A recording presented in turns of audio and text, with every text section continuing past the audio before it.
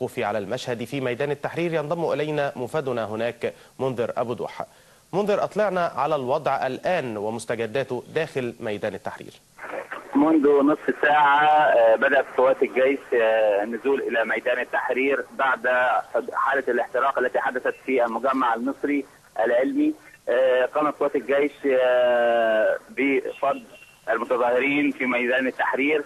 الآن قوات الجيش المتواجدة عند تمثال عبد المنعم رياض. المتظاهرين تراجعوا إلى الخلف، منهم إلى الكورنيش ومنهم حاول يلتف الآن ناحية قصر العين.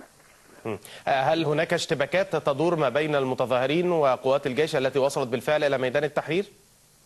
أثناء حالة الكر والفر لم تحدث اشتباكات بالطبع بسبب دخول كميات أو أعداد كبيرة من قوات الجيش.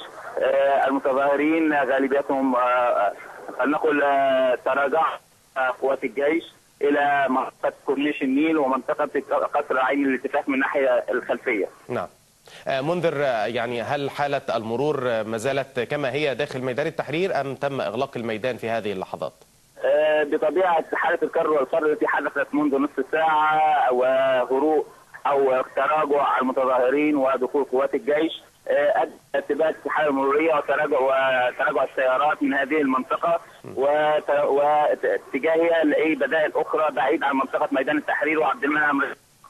منذر أبو دوح، مفادنا إلى ميدان التحرير، شكرا جزيلا لك.